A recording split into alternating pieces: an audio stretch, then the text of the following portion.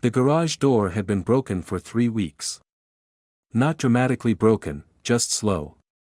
The motor ground through its full cycle about 4 seconds behind where it should, which meant that anyone inside the house had stopped hearing it as an arrival signal. You'd expect the sound, register it distantly, and by the time it actually meant something, you'd already moved on. I'd been meaning to fix it for a month. I kept forgetting. That oversight, that small domestic negligence, turned out to be the hinge on which everything turned. I came home on a Tuesday in October at 6:18 in the evening. Earlier than usual, a site meeting had been cancelled, the drive back from the east side had been clear, and I'd stopped for nothing. I pulled into the garage, cut the engine, gathered my bag and jacket, and walked through the interior door into the kitchen with the specific tiredness of a man who has spent 9 hours solving other people's structural problems and wants nothing more than a quiet half hour before dinner. The kitchen was empty. The lights were on. Something was on the stove, pasta sauce by the smell, low heat, the lid slightly ajar. A glass of white wine sat on the counter, 2/3 full, a faint lip mark on the rim. I heard Melissa's voice from the living room. Not the words at first, just the tone. And the tone was wrong. There is a particular register that people use when they believe they are completely alone, or completely safe. It's looser than normal speech, less constructed, the way a face relaxes when no one is watching it. Melissa's voice had that quality, but underneath it was something else. Something warm and private and directed, the specific warmth of a person talking to someone they want to impress. I stood in the kitchen and listened. I know, but you have to understand, it's like living with someone who's already retired. He comes home, he eats, he watches whatever he's watching, and that's it. That's the whole evening. A pause. A laugh. Low, genuine, the kind I used to be the cause of. No, I'm serious. You want to know the difference? You actually make me feel like a woman. Ryan makes me feel like a houseguest he's vaguely fond of. Another pause. Longer. She was listening to a response. Then, God, don't even get me started. It's not even worth comparing, honestly. It would just be embarrassing. For him. The laugh again. Comfortable. Unbothered. I was standing 4 feet from the kitchen doorway, close enough that if she turned and looked she would have seen me immediately. I had not moved. I was not sure I was breathing. The pasta sauce made a small sound on the stove, a gentle bubble, and I registered it from somewhere very far away. My name is Ryan. I'm 41 years old. I've been a civil engineer for 15 years, the last 7 with a firm in Columbus that designs infrastructure for municipal projects, bridges, drainage systems, road foundations. I am, professionally, a person who assesses load capacity. Who calculates how much weight a structure can bear before it fails. I have spent my career understanding the precise relationship between stress and collapse. I stood in my own kitchen and understood, in a way that bypassed analysis entirely, that something had just failed. Melissa and I had been married for 11 years. Together for 13. We had a daughter, Sophie, who was 9 and currently, I assumed, upstairs doing homework or reading or engaged in whatever project currently occupied her formidable 9-year-old attention. We lived in a house we'd bought 7 years ago in a quiet part of Columbus, good schools, wide streets, the kind of neighborhood where people knew their neighbors' names and left packages on each other's porches without worrying. I had believed, with the uncomplicated confidence of a man who has stopped questioning the foundations beneath him, that we were fine. Not exceptional. Not the couple other couples envied. But solid. Functional. Ours. I set my bag down on the kitchen floor. Slowly. Without sound. He doesn't even notice anymore, Melissa said. I could walk through the living room in anything and he'd look up from his laptop and say something about dinner.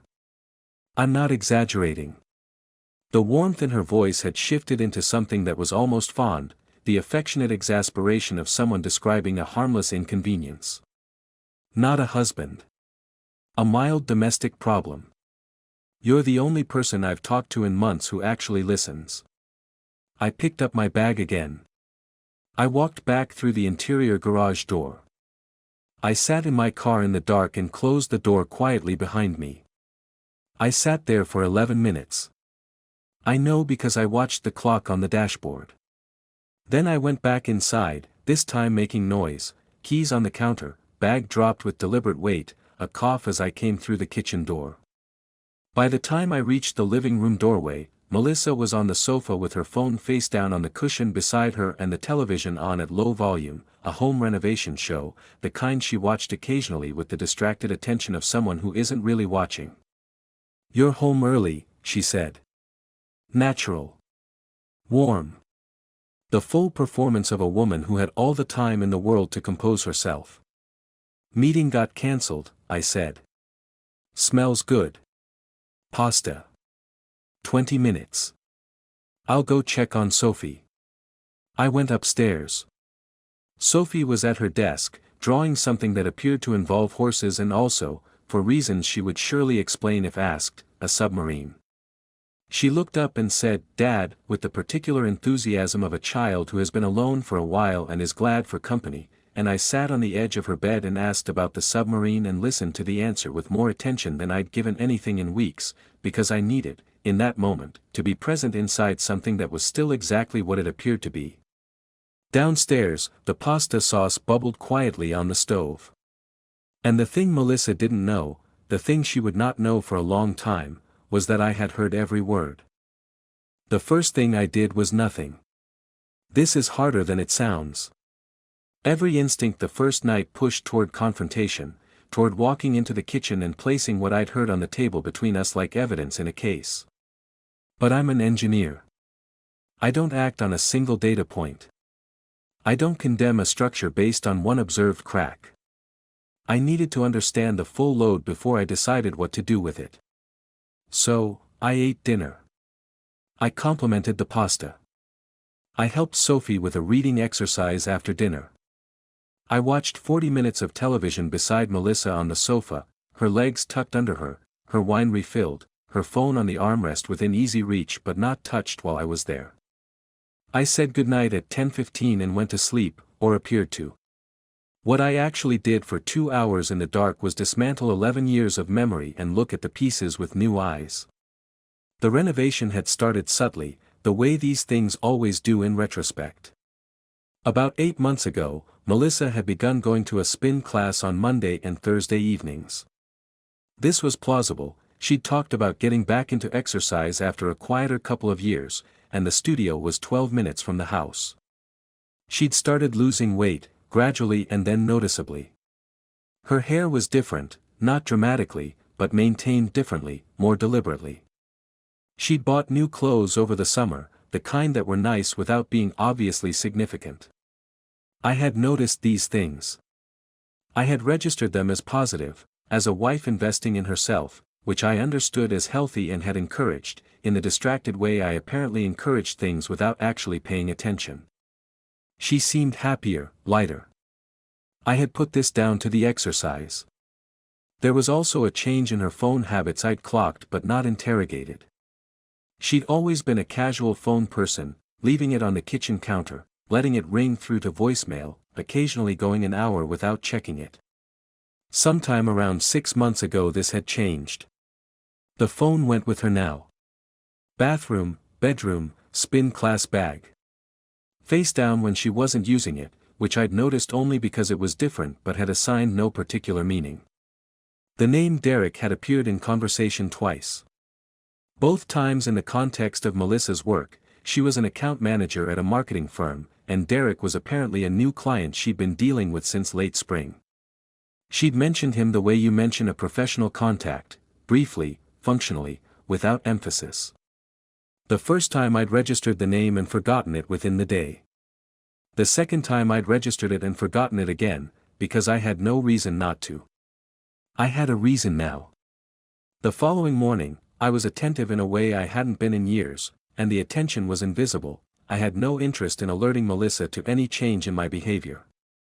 I watched her over breakfast, the way she kept her phone screen angled slightly away, the way she laughed at something on it and didn't offer to share it, the way she kissed me goodbye with a warmth that was perfectly calibrated and entirely hollow. At work I called my friend Carter from my office with the door closed. Carter was 43, worked in property development, and had known me since we were 22. He had been through his own divorce 6 years ago and had emerged from it with a very specific kind of practical wisdom about the mechanics of betrayal. "I need to talk," I said. "How bad?" "I don't know yet. That's the problem." We met for lunch. I told him what I'd heard, the phone call, the words, the laugh. He listened without performing shock. "Derek," he said. "That's the name she mentioned." "Work client," she said. "When did she mention him?" "Twice. Once in July, once in August." Carter looked at his coffee. "How long do you think it's been going on?" 8 months is my best guess." That's when things started shifting. "What do you want to do?" "I want to know exactly what I'm dealing with before I do anything." He nodded slowly. "You're not going to blow it up yet?" "Not yet." "Okay." He thought for a moment. "I know someone. A woman named Paula, she does private investigation work. Mostly corporate, but she handles personal situations. She's discreet and she's good. You want her number?" "Yes." Carter gave me Paula's number. I put it in my phone under a contractor's name. A small precaution, probably unnecessary, but I had entered a phase of my life where small precautions felt appropriate. I drove back to the office and sat in a meeting about a drainage project and contributed exactly what was required of me. On the outside I was entirely myself. Inside I was conducting a careful, methodical survey of the load-bearing structures of my marriage and finding, one by one, the places where the metal had been quietly corroding for longer than I'd known. That evening, I watched Melissa more carefully than I had in years, and the watching was its own education. The way she laughed too readily at something Sophie said, the performance of a relaxed woman. The way she checked her phone in the kitchen while I was in the living room, the slight shift in her posture when she read whatever she'd received. The way she came to bed at 11 and lay beside me with the easy breathing of someone who had resolved something in her own mind and was at peace with it. I stared at the ceiling and thought about the phrase "it would just be embarrassing." For him. I was not embarrassed. I was precise. And I was patient. And I had just begun. Paula called me back on Thursday morning and we met in a coffee shop near her office on Friday. She was 50-ish, unremarkable in appearance in the way that suggested it was a professional choice, with the direct and unapologetic manner of someone who had long ago stopped softening what she did for a living. I gave her what I had, Derek's first name, the marketing firm where Melissa worked, the spin class schedule, the approximate timeline of 8 months. She asked 3 clarifying questions and told me she'd be in touch within a week. In the meantime, I kept watching. The spin class, Melissa left on Monday at 6:40 and returned on Thursday at 9:10. The class ran until 8. I noted the gap without comment. I also noted that on the Thursday she returned at 9:10, her hair was slightly damp, but not in the way it was damp after exercise. In the way it was damp after a shower taken somewhere other than home. On Saturday morning Melissa mentioned that she'd be going to a work event on the following Wednesday evening, a client dinner, she said, semi-formal, might be home late. She offered this information at breakfast in the particular way of someone who has been waiting for the right moment to introduce it, casual but prepared, the sentence already shaped before she said it. "Which client?" I asked. "A beat. Derek's team, actually. They're celebrating a campaign launch." She poured more coffee. "It'll be boring but I should go." "Of course," I said. "Sophie and I will manage." She looked at me with what I recognized, now, as relief disguised as warmth. "You're very easy sometimes, you know that." I smiled. "I try." What she didn't know was that easy was a decision I was making deliberately, one day at a time, for a specific purpose. Paula called on Tuesday. Derek's full profile: 44 years old, regional director at a tech company, not a client of Melissa's firm, as it turned out, but a former colleague from a job she'd left 3 years ago. They had overlapped for 18 months before she moved firms. He was divorced, no children, lived in the Short North neighborhood, 12 minutes from our house. Paula had confirmed, through methods she didn't detail, that Melissa's phone had been in the Short North on 4 separate evenings over the past 6 weeks during times when Melissa had been elsewhere according to what she told me. I sat in my car outside the studio and processed this. Not a client. A former colleague with a prior relationship. The client dinner on Wednesday was constructed, the whole professional framework had been constructed. She hadn't fallen for a stranger. She'd maintained or rekindled something with someone she already knew. I thought about the timeline. 3 years since she'd left that job. If something had been alive there when she left, dormant, unfinished, the 8-month mark felt significant. What had happened 8 months ago that might have reopened that? I thought about it for 3 days before the answer surfaced. 8 months ago, I had been promoted to senior project lead, which had meant 3 months of intensive site work on a major bridge project outside the city. Long days, occasional overnight stays. I had been, by any measure, largely absent for a quarter of the year. The absence hadn't caused it. I was clear-eyed enough to understand that. But it had likely provided the space for something that was already looking for space to find it. On Wednesday evening I took Sophie out for pizza, helped her with a school project about ecosystems, put her to bed, and sat in the living room with a book I didn't read until Melissa came home at 11:40. She was dressed well, slightly flushed, smelling of a restaurant and of something else underneath it that I recognized and filed away. "Good dinner?" I asked. "Long," she said. "Derek talks a lot when he's pleased about something." She kicked off her heels at the door. "How was Sophie?" "Perfect," I said. "She's asleep." Melissa went upstairs. I sat in the living room for a while longer. The red herrings had been accumulating neatly, the spin class as cover, the work client framing for a former colleague, the professional dinner as alibi. Each layer plausible.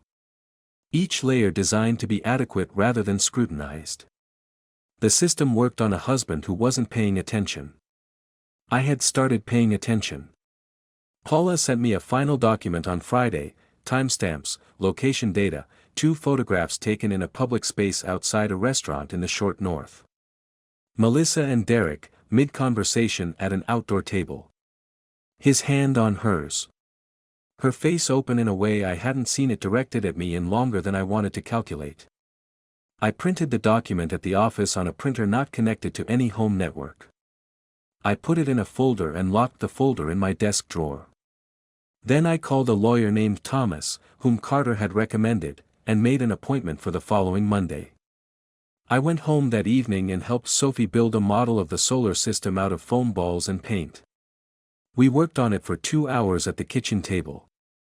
Melissa joined us for part of it, helping Sophie with the rings around Saturn, laughing when the paint went wrong. We were, from the outside, a family having a pleasant Friday evening. Inside, I was counting.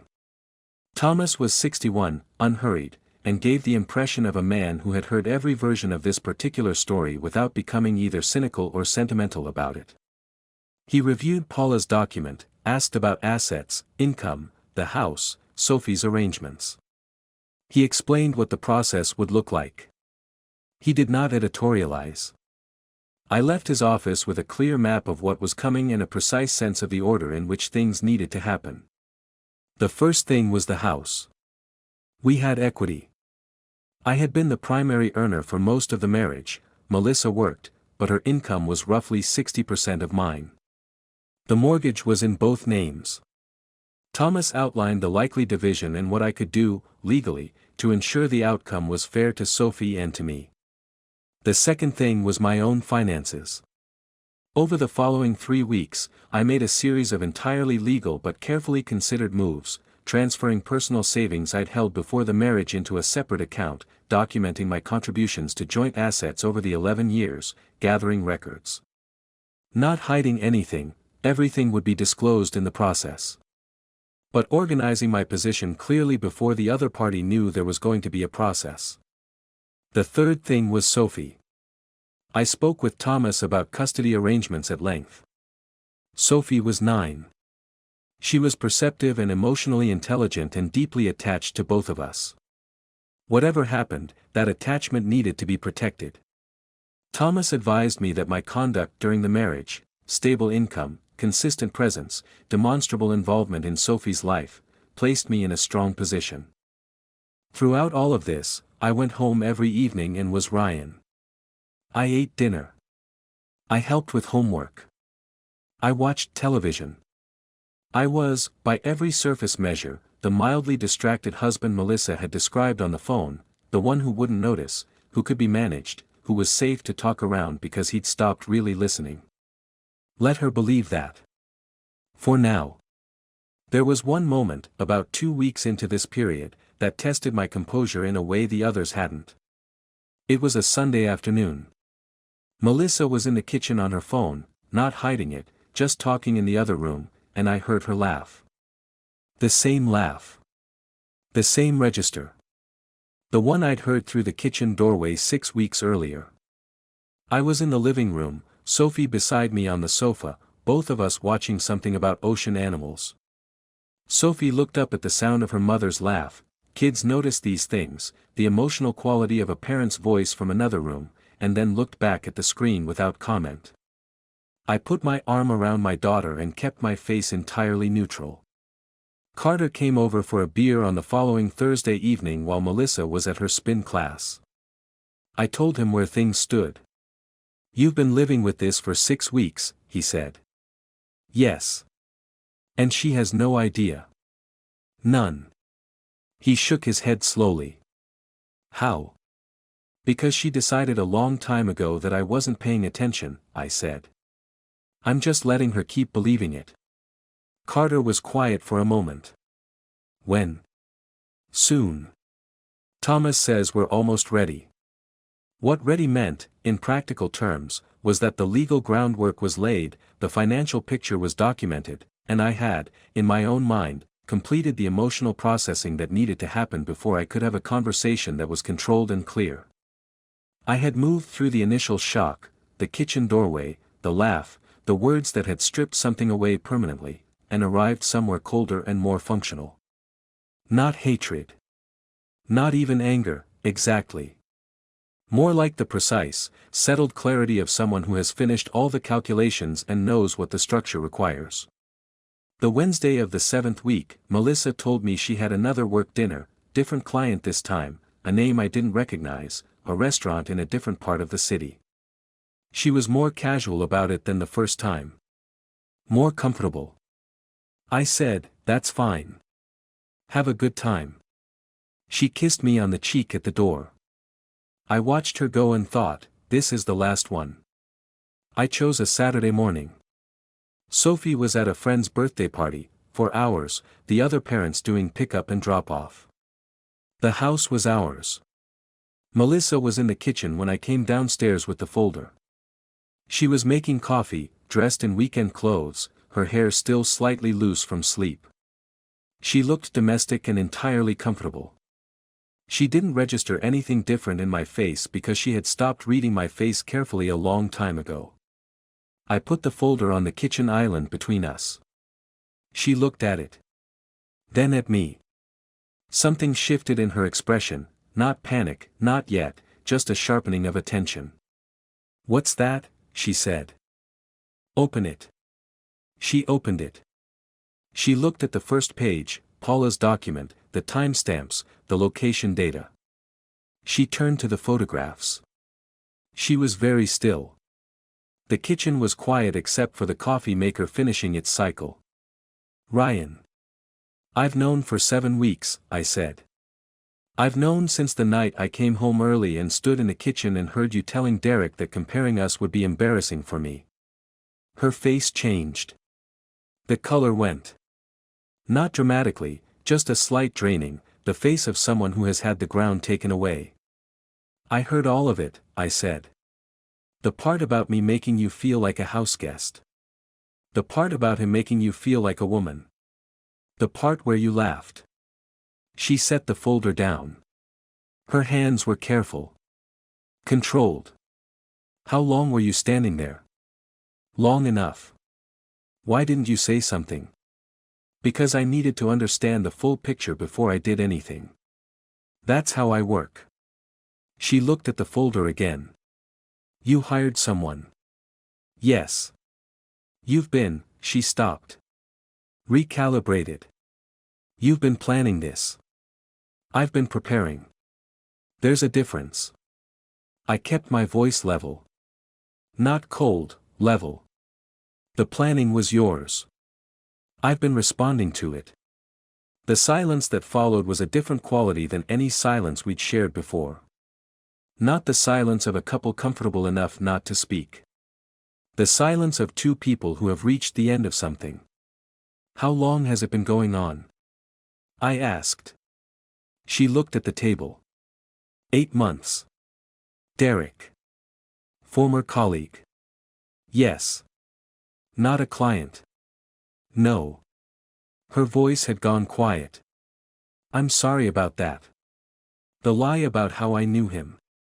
Which lie specifically are you sorry about? There were several. She flinched. Slightly. Ryan. I'm not being cruel. I'm being accurate. I sat down across from her. I need to understand something. The conversation I heard, the laughing. Was that performance? Were you saying things you knew were exaggerated to impress him? Or did you mean it? A long pause. The longest of the morning. Some of it was exaggeration, she said carefully. The way you talk to someone when you want them to think you've made a clear choice. And some of it? She didn't answer immediately. Some of it was what I actually felt, she said finally.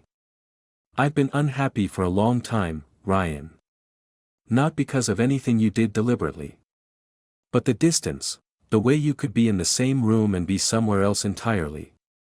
I stopped feeling like I was a person to you. I became a function. You could have said that to me. I tried. Her voice tightened. Twice. 3 years ago, and 18 months ago.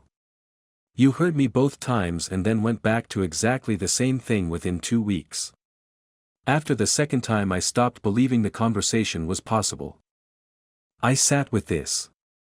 I didn't argue it, because I couldn't, because in the 2 months since the kitchen doorway I had examined those 2 conversations in detail and recognized, with an honesty that cost something, that she was right. I had heard. I had not changed. None of that makes what you did acceptable, I said. I know. The mocking. The comparing. That was, I stopped. There were several words available and none of them were adequate. That was designed to diminish me. She looked at her hands. In that moment, to that person, yes. I needed him to believe I'd chosen clearly. A pause. I'm not proud of it. No. What happens now? She asked. I reached into the folder and set Thomas's card on the table. That's my lawyer. You should get your own. She stared at the card for a long moment. You're certain? Yes. And Sophie? Sophie will be fine. We'll make sure of that together, whatever else happens. I stood up. That part isn't negotiable from my side. I hope it isn't from yours. It's not, she said. Her voice had cracked, finally, on those 2 words. I picked up my coffee. I'm going to the office for a few hours. We can talk more tonight, after she's home. I drove to the office. I sat at my desk. I stared at the bridge schematics on my screen without seeing them. At some point I realized my hands had finally stopped being steady. The divorce took 8 months. It was not, by the standards of these things, a war. Thomas and Melissa's lawyer negotiated with the particular efficiency of people who have done this many times and understand that drawn-out conflict costs everyone more than it resolves. We sold the house and split the equity. The custody arrangement gave Sophie weekdays with me and alternating weekends, with flexibility built in for school events and holidays. Melissa moved into a smaller place 20 minutes away, close enough for Sophie's school routine to stay undisrupted. Sophie handled it with the same quiet intelligence she brought to everything. She asked, once, whether it was her fault. I sat down on the floor of her room and told her, with complete directness, that it had nothing to do with her and never could, and that both her mother and I would love her identically regardless of where we each slept at night. She thought about this for a moment and then asked if she could still go to Emma's birthday party on Saturday. I said yes. She seemed satisfied. Derek disappeared from the story almost immediately. Within 3 months of the separation, Melissa told Sophie, in one of the careful conversations they were having, that she and that person were no longer in contact. I didn't ask for details. It didn't matter.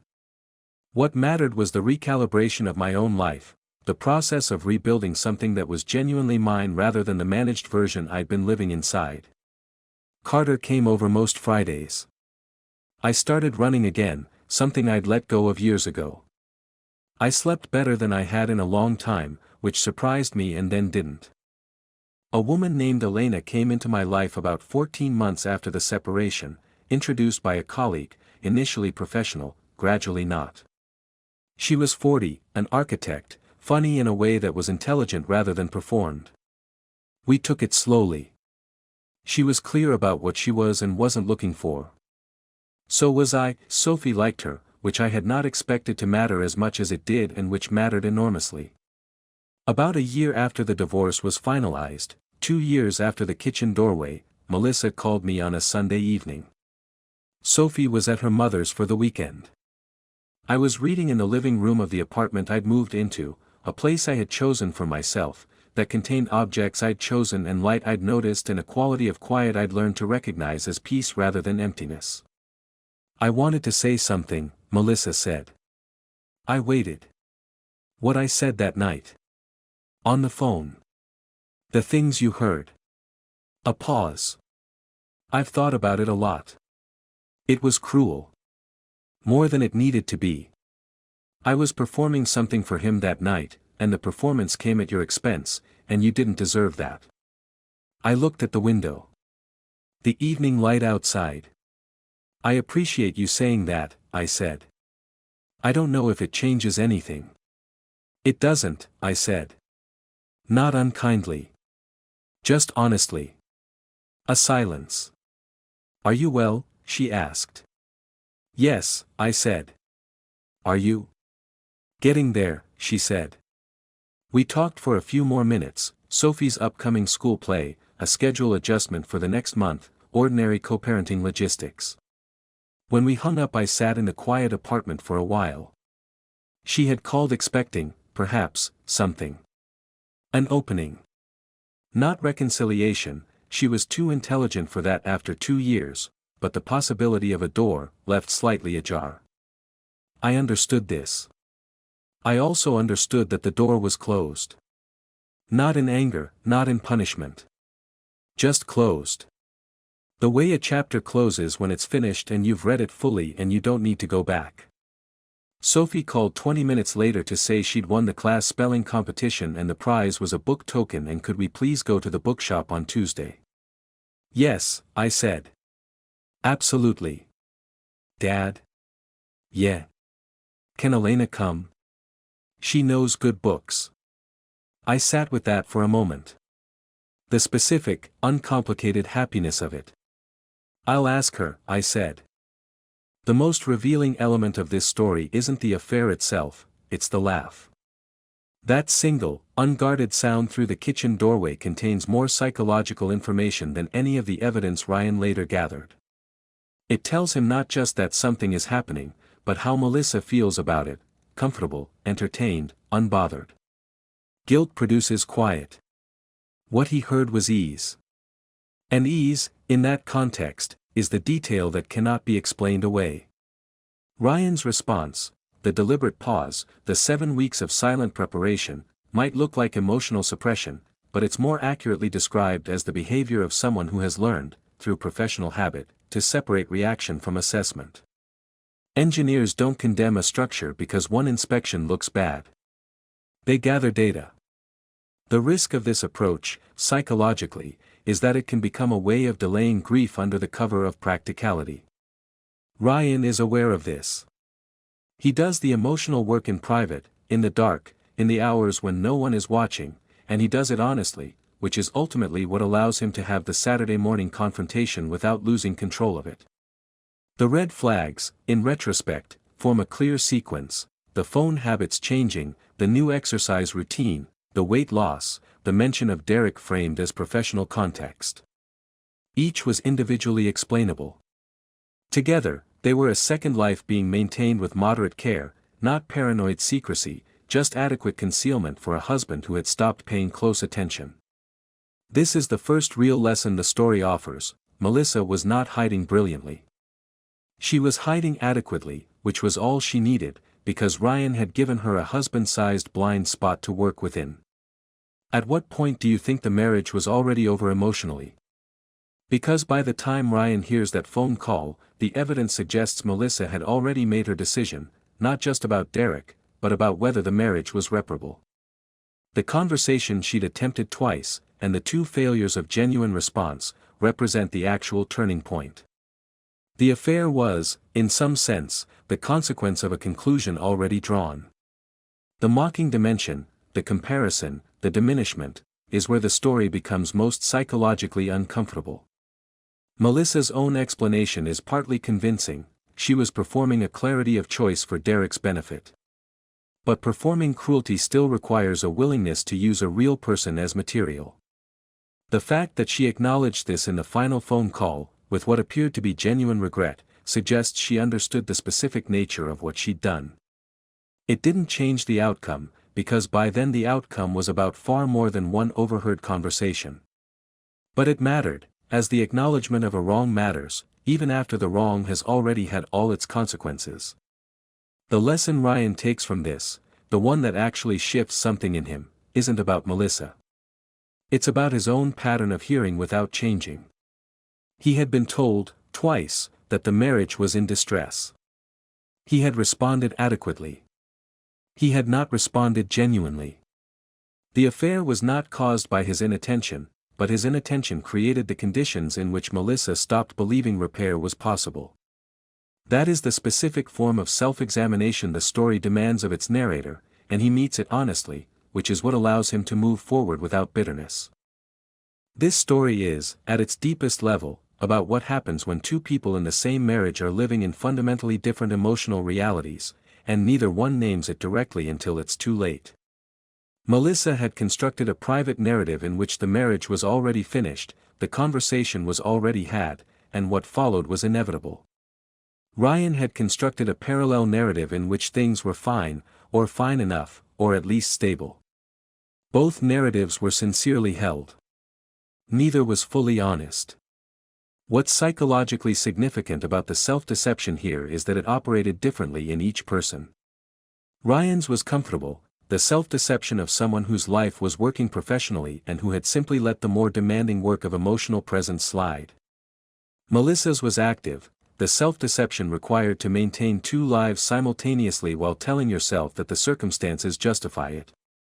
One form of self-deception is laziness. The other is architecture. Neither produces a good outcome, but they produce very different kinds of damage. The accumulation effect is visible throughout, not one big failure but a long series of small abdications, conversations not followed through, presence offered in form rather than substance, love expressed as function rather than attention. By the time the crisis arrives, both people are standing on ground that has been eroding for years. The collapse looks sudden. It isn't. It never is. What stays with me about this story is the image of Ryan standing in his own kitchen, 4 feet from the door, listening to his wife describe him to someone else. Not the betrayal, the description.